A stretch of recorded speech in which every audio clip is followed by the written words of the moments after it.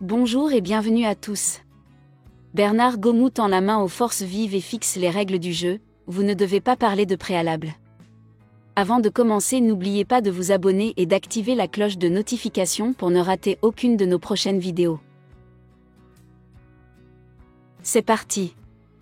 Les forces vives qui réclament la fin des ennuis judiciaires de l'activiste de la société civile Abdoul Sakho ont brillé jeudi par leur absence à la rencontre avec le Premier ministre avec les religieux au centre islamique de Donka. Malgré l'absence des forces vives, le Premier ministre Bernard Gomou a effectué le département pour le second round des discussions au centre islamique de Donka. C'est dans ce cadre que nous faisons des efforts.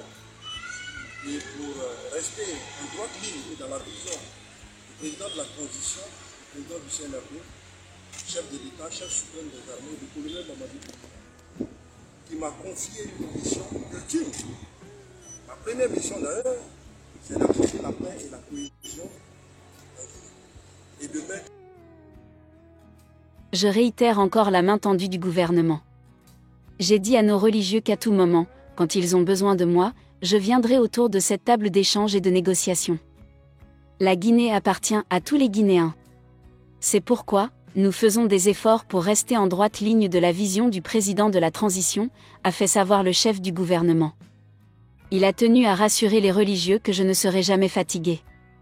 Je reviendrai 1000 fois pour qu'on puisse s'asseoir autour de la table. Je suis sûr qu'ensemble, on peut trouver des solutions pour la Guinée. À la question de savoir si le gouvernement entend donner une suite favorable à la requête des forces vives, le locataire du palais de la Colombe s'est montré ferme et catégorique. Quand vous allez dans des négociations, vous ne devez pas parler de préalable.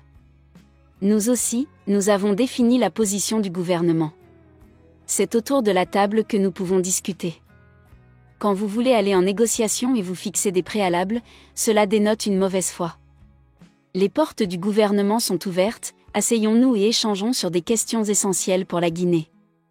Il rassure qu'il n'y aura pas de sujet tabou autour de la table avant d'inviter les religieux à jouer le rôle d'arbitre entre le gouvernement et les forces vives.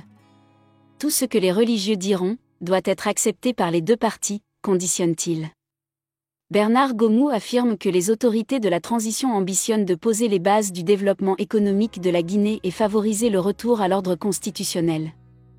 Nous ne pouvons le faire que dans une transition apaisée, conclut le chef du gouvernement avant de quitter les lieux.